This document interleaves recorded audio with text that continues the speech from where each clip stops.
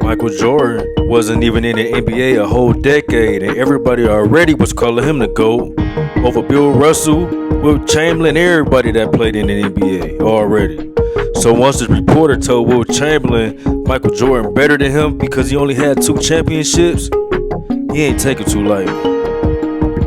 I contend Michael Jordan is the greatest basketball player who ever lived. I would put you number 2, only because you only won 2 championships. Now, people are going to say, well, you know what? He had a lot of stats and this and that. You won 2 world championships, okay?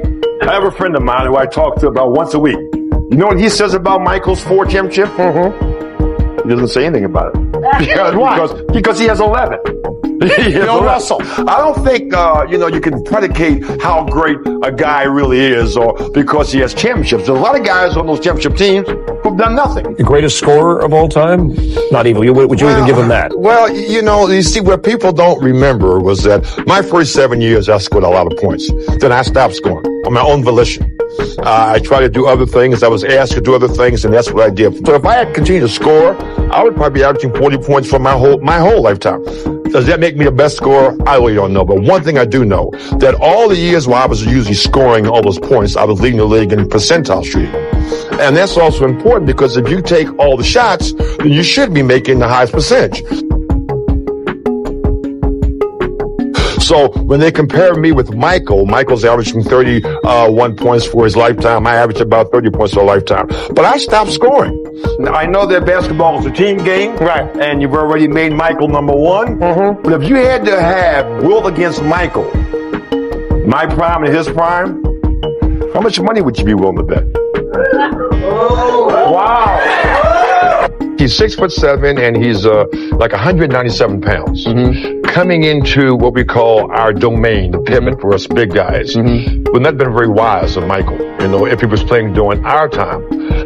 So we would say, Michael, as long as you do all those fancy things outside of where we are, that's fine. You think you could have beaten Michael in your prime? He would take you outside. He'd shoot from the 3-point arc. Then you try to come on and get him, he'd dribble around you. I run the 109.5. 100 meters, around 10-2 in that area. 52 vertical. A 50-inch vertical jump. By the way, what's Michael Jordan's vertical jump? Do we know? I don't think it's quite that high. Not as high. No. Bench press almost 600 pounds. Michael would probably be going. Wait a minute, 600 pounds? 600 pounds. You think he'd have been crushed, is what you're saying? I don't think. I know you've been crushed. Right, yeah. So it wouldn't have been good for Michael. I came into the NBA and destroyed it. My tools were so dominant that they frightened people. You were Jordan before Jordan. Yes? Yeah, well, I don't even like to say Jordan before Jordan because Jordan's coming behind a whole lot of us as far as I'm concerned.